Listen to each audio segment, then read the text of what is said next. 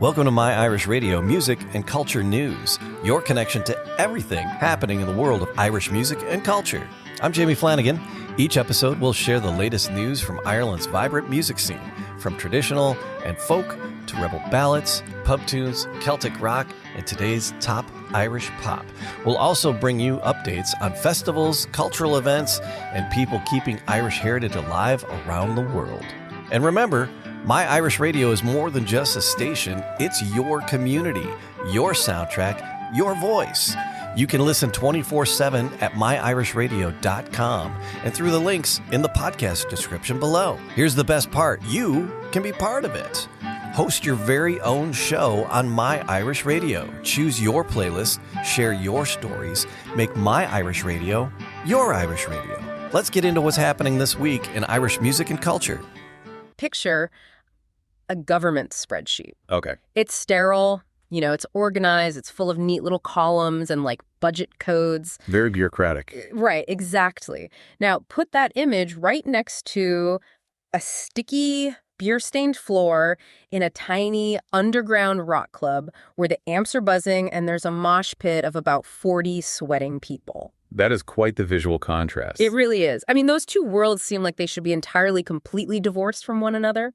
But if you actually want to understand how a country builds a global cultural empire, you have to realize that the spreadsheet and the sticky floor are part of the exact same machine. They are completely dependent on each other, yeah. Because we consume culture. We stream the music, we buy the books, we go to the massive stadium tours, and we usually treat it like magic. Like it just appears. Exactly. We look at a thriving national identity and we just sort of assume it spontaneously sprouted out of the ground. Right. But building that identity, it doesn't just happen. It requires engineering, it requires risk, and honestly, most importantly, it requires funding. Which brings us to our mission for you today. We are pulling a stack of notes from a recent bulletin by the Irish Cultural Pulse, covering the latest in music, arts, and heritage news out of Ireland. It's a really fascinating bulletin. It really is. But our goal here is not to just, read you a list of headlines.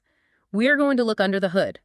How does a nation balance its cultural checkbook? Right. Like, how do you take raw, unpolished, loud grassroots art, funnel it through an infrastructure, turn it into a polished global export, and somehow do all of that while remaining anchored to a very heavy, traumatic, historical past? Okay, let's unpack this. Whether you are a massive consumer of international arts or, you're just sitting there wondering how creative economies actually sustain themselves in a modern hyper-capitalist world, well, this deep dive is going to reveal the mechanics you never see. The hidden gears. Yeah, because once you understand the machinery of a cultural ecosystem, you never look at a local gig or a blockbuster novel the exact same way. No, you really don't.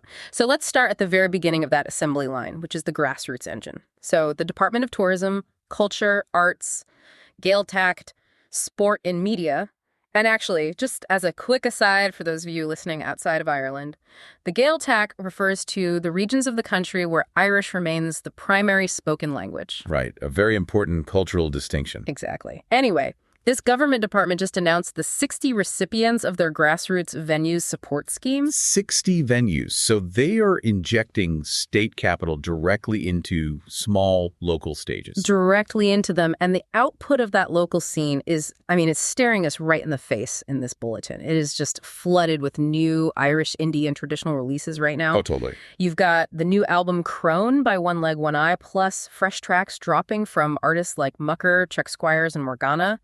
It is this massive wave of independent noise. A really healthy ecosystem. Yeah. And to see how this translates into larger success, you just have to look at the band Gurriers.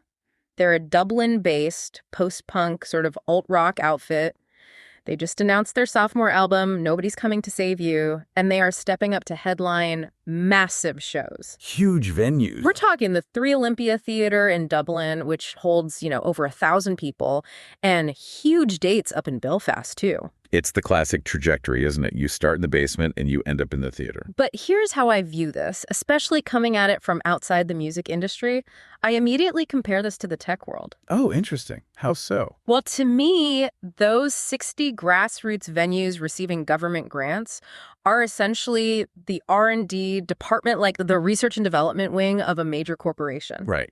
If you think about it, you don't get a band like Gurriers scaling up to sell out the 3 Olympia unless a local pub let them plug in and make mistakes in front of like 50 people 3 years prior. What's fascinating here is that the government clearly recognizes that exact economic dynamic. They see the pipeline. It is, exactly.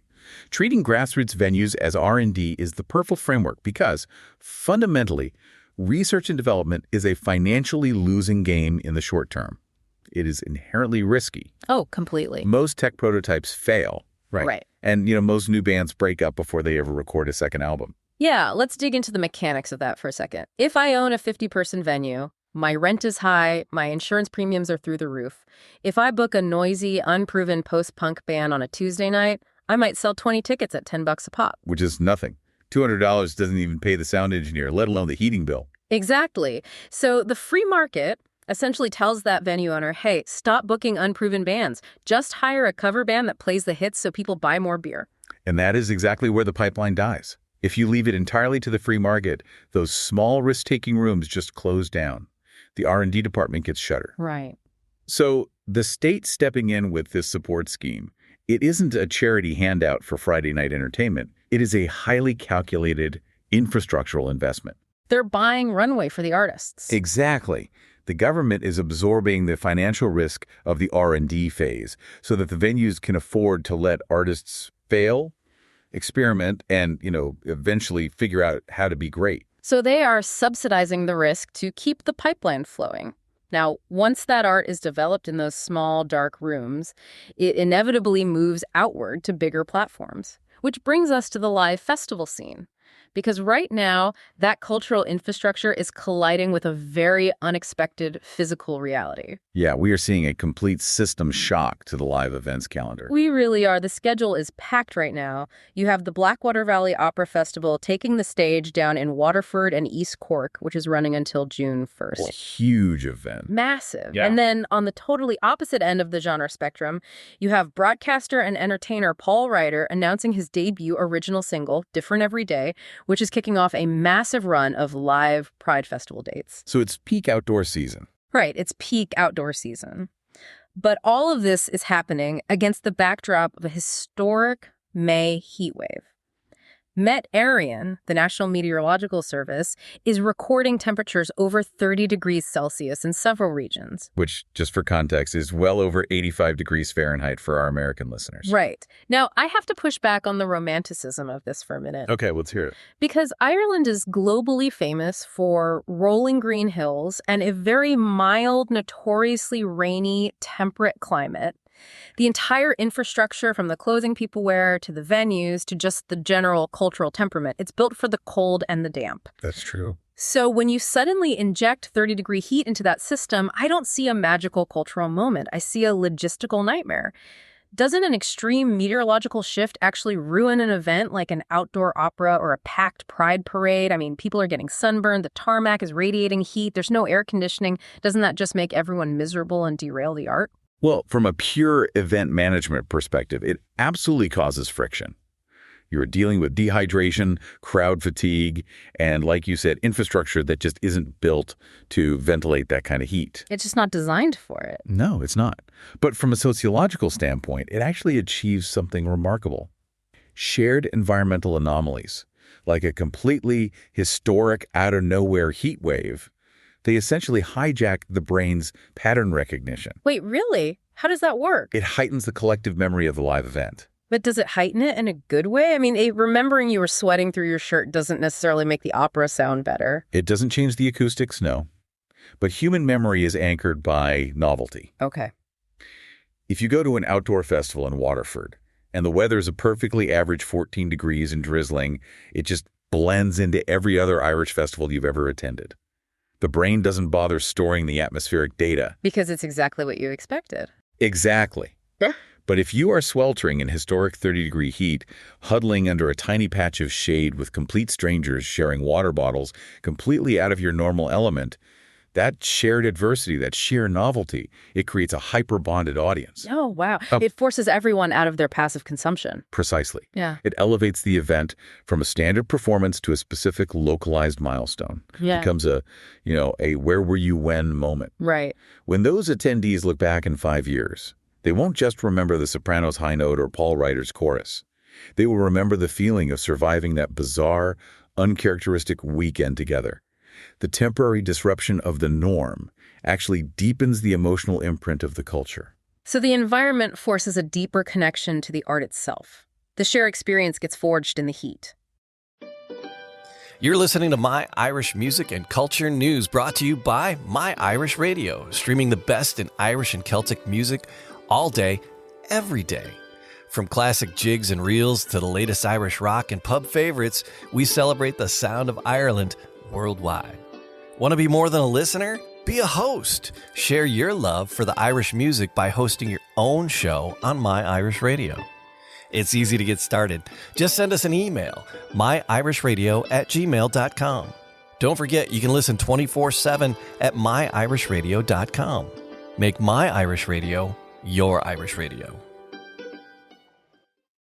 But, okay, what happens when you take that tightly bonded cultural identity and you try to box it up and ship it overseas? Because the bulletin shows that Irish culture is pushing far beyond its geographical borders right now. Yes, we are moving from domestic R&D to the global export market.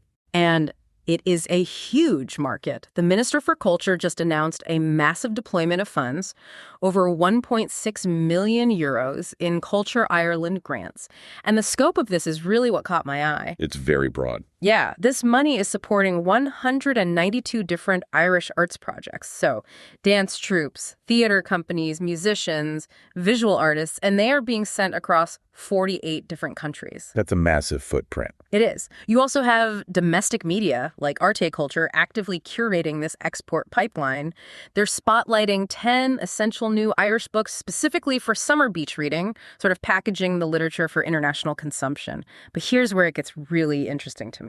The math. The breakdown of the grant. Exactly. I ran the numbers before we hit record. Yeah. If you are funding 192 international projects with 1.6 million euros, that breaks down to roughly 8,300 euros per project. Right. Now, maybe I'm missing something, but 8,300 euros does not fund an international tour. You cannot fly a theater troupe to Tokyo, house them, pay their per diems, and ship their set pieces for $8,000. How does this mechanism actually work? Is this just a symbolic gesture? No, it's not a symbolic gesture, but it's also not a blank check. The mechanism you are looking at is called catalytic funding. Catalytic funding, meaning it's just the spark. Yes, exactly. The government isn't paying for the entire Tokyo tour. What they are doing is covering the prohibitive logistical barriers, usually the flights or the freight costs. Oh, I see. So if a dance troupe is invited to a festival in Berlin, the Berlin festival might cover the hotel and the performance fee. But the sheer cost of flying 20 people from Dublin to Germany, that kills the deal. It's just too expensive up front. Right. So the Culture Ireland grant steps in, bridges that specific financial gap, and suddenly the tour is completely viable. It is highly strategic seed money. Oh, that is incredibly efficient. They aren't buying the car. They are just putting gas in the tank to make sure it drives off the lot. That's a great way to put it. And if we connect this to the bigger picture, the reason they are so obsessed with getting that car off the lot is because of the mechanics of soft power. Soft power. I hear that term thrown around all the time in geopolitical deep dives. How does an 8,000 euro grant for a contemporary dance piece translate into political power? To understand soft power, you have to look at its opposite. Hard power is coercive, right? It's military leverage, it's trade embargoes, it's economic sanctions. It's forcing another nation to comply with your interests. Exactly. But soft power, which is a concept developed by political scientist Joseph Nye, it's about attraction. It's the ability to get other countries to want what you want simply because they admire your culture, your political values, and your society. Interesting. So for a geographically small nation with a relatively small military and population, soft power isn't just a nice bonus. It is their primary global currency. So if you can't force your way onto the global stage with aircraft carriers or massive industrial leverage, you do it by making everyone fall in love with your poets and your post-punk bands. That is the exact strategy. Why does the Irish government care if people in Tokyo or New York or Paris read an Irish novel? Because when foreign citizens consume that art, they form a positive, highly nuanced emotional connection to the idea of Ireland. They see the humanity. Right. Yeah. They don't see it as a distant political entity. They see it as a cultural powerhouse. Right. And that goodwill, it trickles up. It translates into tourism dollars. It greases the wheels for favorable foreign direct investment. And it gives Irish diplomats an outsized voice in international rooms. Wow. So that 1.6 million euros, it isn't just an art subsidy. It is arguably the most cost-effective foreign policy budget in the world. It totally reframes the conversation. We often argue about arts funding as if it's a luxury, but in this context, it's a vital tool of statecraft. It is diplomacy disguised as entertainment. But, here is the piece of the puzzle that still doesn't quite fit for me.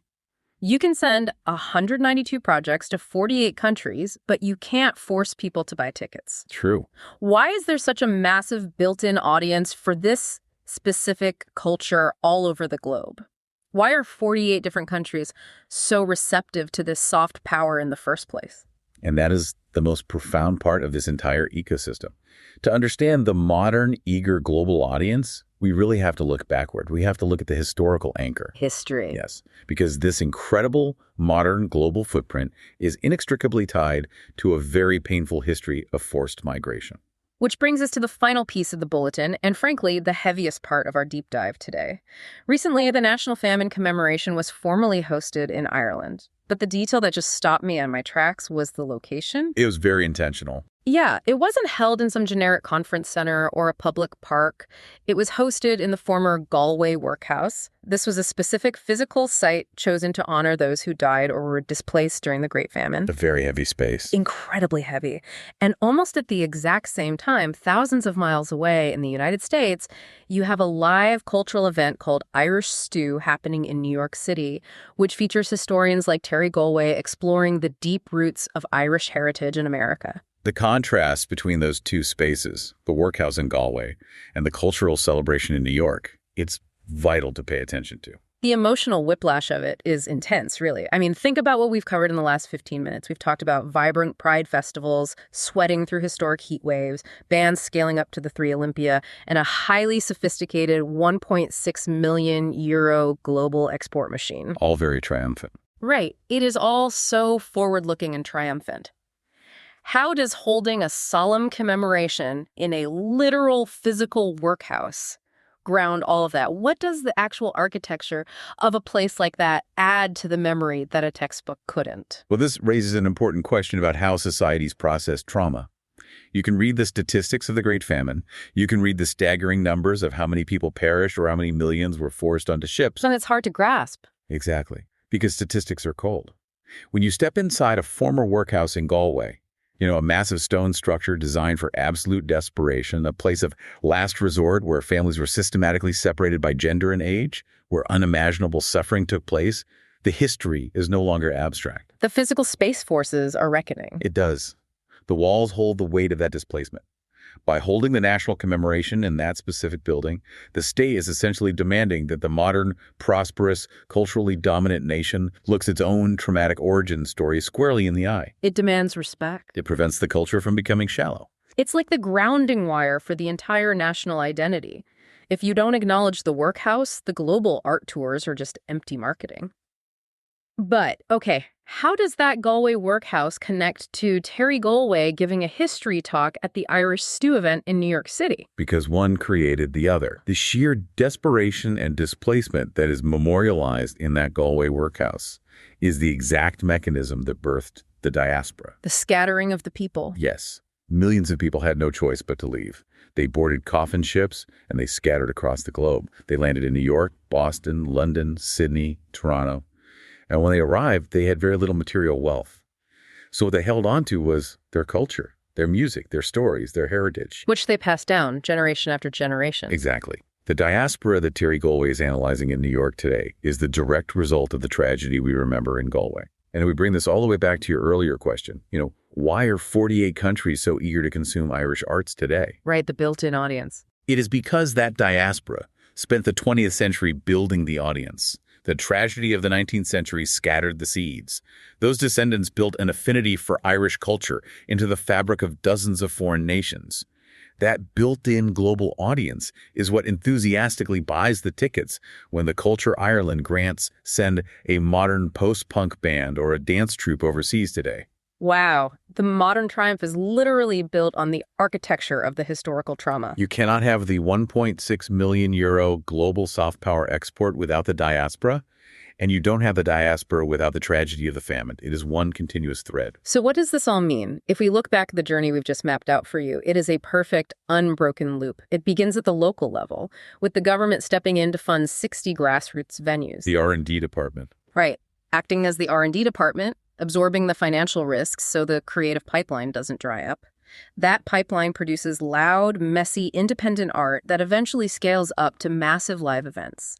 Sometimes those events collide with completely unexpected variables, like a 30-degree historic heat wave, which only serves to hyperbond the audience and cement the culture into collective memory. It makes it unforgettable. Exactly. Then, that tightly forged cultural identity is packaged and exported as highly efficient soft power. 192 projects deployed to 48 countries using catalytic funding just to bridge the gap and put the art in front of foreign audiences. The spark. But none of that massive global reception is possible without the solemn, physical memory anchored in places like the Galway workhouse.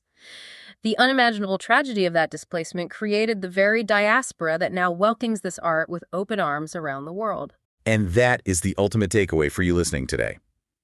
Being truly well-informed about a culture, it doesn't mean memorizing a list of bands or, knowing what books RT says you should read on the beach this summer.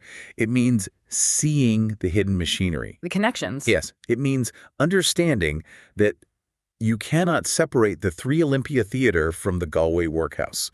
You can't separate the government spreadsheet from the sticky floor of the local pub. They are all necessary organs functioning inside the exact same body. They really are. Once you see the mechanics, you look at every single building and venue differently. Which leaves me with a final thought I want you to mull over as you go about the rest of your week. Okay. Think about this massive interconnected concept of cultural memory. We just saw how government-funded local music venues and tragic historical workhouses both serve as the foundational architecture for a nation's identity. So take a look around your own neighborhood. What humble, overlooked, everyday spaces in your local community are quietly acting as the R&D departments for the global culture of tomorrow? That's it for this episode of My Irish Radio, Music and Culture News. Thanks for joining us. And remember, you can hear the best in Irish and Celtic music 24 hours a day at myirishradio.com. If you ever dreamed of sharing your favorite tunes and stories, now's your chance. Become one of the hosts. Host your own show right here on My Irish Radio. Just send us an email. It's easy as that. myirishradio@gmail.com. Until next time, it's Jamie Flanagan. Keep the music playing and keep Ireland in your heart.